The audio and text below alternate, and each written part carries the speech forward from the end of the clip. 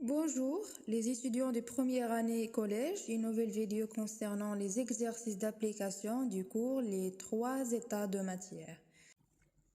بالنسبة لتلاميذ سنة أولى إعدادي، في هذا الفيديو سنقوم بإنجاز تمارين تطبيقية لدرس الأجسام الصلبة والسوائل والغازات.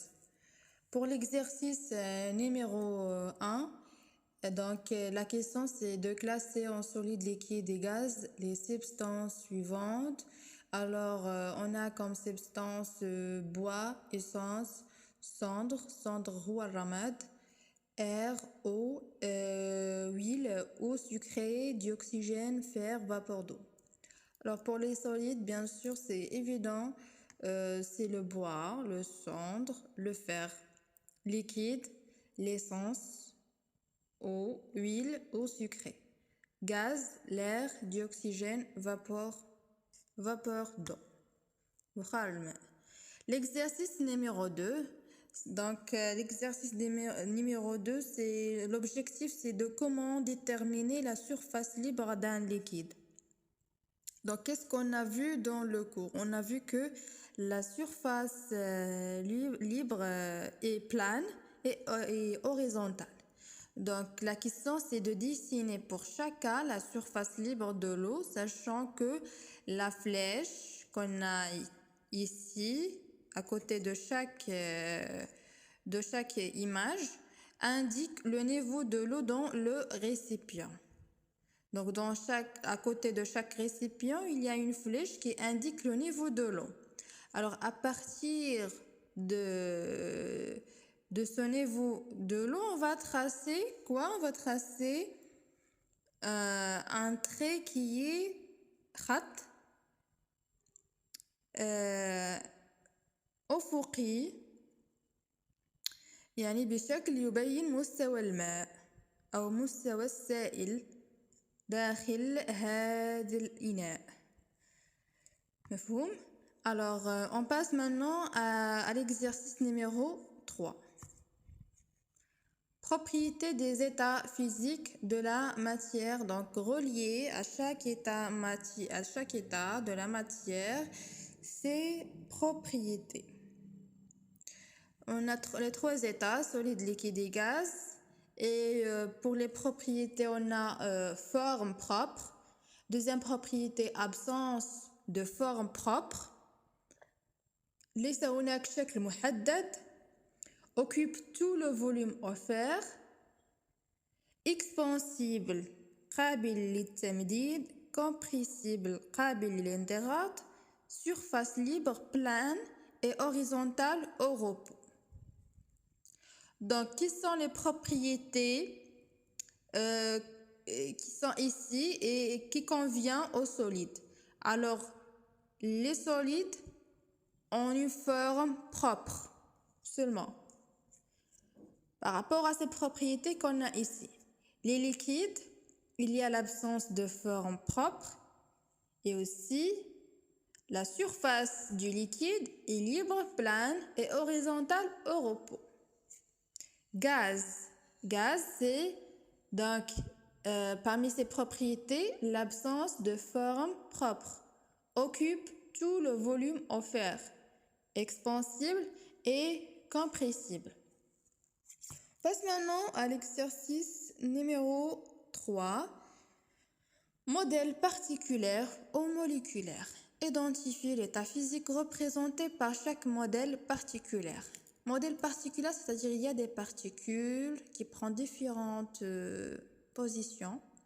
Alors dans cette forme qui est à gauche, alors qu'on voit ici, donc cette forme, comme on voit les particules. Alors les particules sont compactes et très proches et ordonnées.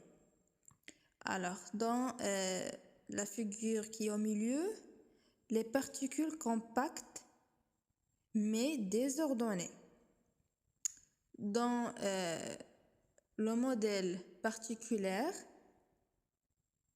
qu'on voit ici, donc les particules non compactes et désordonnées. Ou bien on peut dire dispersées. Donc L'état numéro 1, c'est l'état solide parce que les particules sont compactes, ordonnées et très proches. Deuxième modèle particulier, les particules compactes désordonnées, donc c'est l'état liquide. L'état gazeux, parce que donc dans ce modèle particulier, qu'est-ce qu'on voit? Les particules non compactes et désordonnées, donc c'est l'état gazeux. Donc تكون جزيئات في الحالة الغازية متباعدة فيما بينها وتتحرك بسرعة في جميع الاتجاهات. أما في الحالة السائلة تكون جزيئات قريبة من بعضها البعض وتتحرك في جميع الاتجاهات. أما في الحالة الصلبة تكون جزيئات في الحالة الصلبة قريبة جدا من بعضها البعض ومنتظمة فيما بينها. On passe maintenant à l'exercice numéro 5. Donc, on a les trois états et aussi des substances. Par exemple, ici, on a des substances différentes et à nous de cocher la case qui convient. Par exemple, l'état liquide, qui sont les substances qui sont ici et qui appartiennent à l'état liquide.